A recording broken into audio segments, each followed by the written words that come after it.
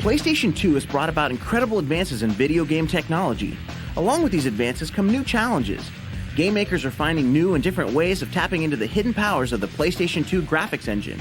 When working on Cool Borders 2001, Sony Computer Entertainment decided to scan the faces of professional riders directly into the game. The result? The most realistic pro riders of any snowboarding game. For the face scanning part of Cool Borders, we did about 8 professional riders. We did Barrett Christie, Todd Richards, Kevin Jones, and several others. And then we did about 13 people that were non-riders, just to have a good variety of heads for the game. Having the pro riders face scans lends us the opportunity to have all kinds of introductory animations where you see the riders preparing for their run, adjusting their shirts, collars. It really lends itself well to the beginning and end of each run. For those of you who are not familiar with this amazing technology, we asked the team to show us how they go about scanning someone's face. In order to scan a head, we bring the talent in and they sit in the chair, and we have a camera that projects a beam of light right onto their face.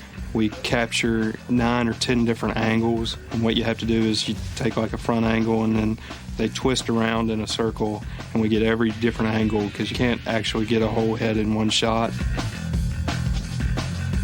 The camera senses the heat. It comes back with like a heat sensing photo. It reads the depths and the light, so the nose will show up red because it sticks out further. The further back it gets cooler shades, and then there's another lens on there that actually takes the capture.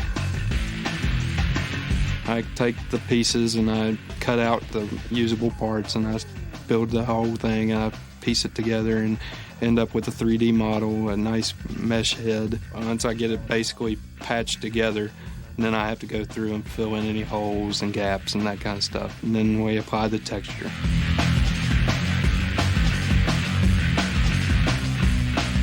The realism definitely blew us away, but we wanted to know what some of the real snowboarders thought about their character's likeness.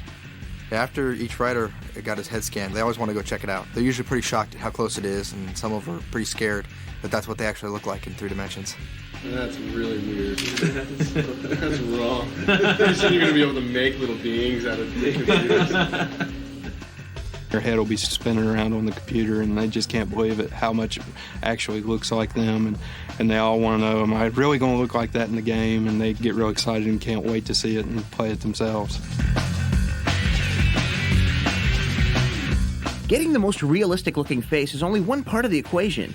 Since realism is such an important part of a game like Cool Borders 2001, they also need to get the moves right. This is where having one of the largest in-house motion capture studios in the world comes in handy. The studio itself, I've heard that it's the second biggest in the world, and it's roughly about 60 by 40, and our hot zone is about 30 feet by 20 feet, which is one of the larger ones. We use a 15-camera Vicon system to accommodate all our motion capture needs. Capturing moves for sports games like football and basketball is easy, but how do you go about capturing a sport that involves flips and jumping off cliffs?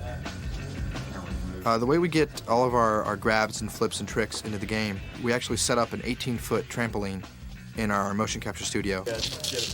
We actually had to make a special snowboard that was actually something a bit smaller to basically attach to the actor's feet. Then we had Todd Richards come down and bounce on the trampoline until he got enough air, then he'd throw one of the grabs out.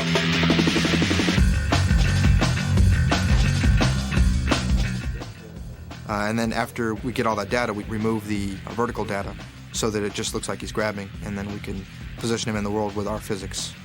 Well, from what we've seen, Sony Computer Entertainment is pushing the envelope of the technology, and we can't wait to see what comes next. Cool Borders is actually the first game that we've tried to use this technology in.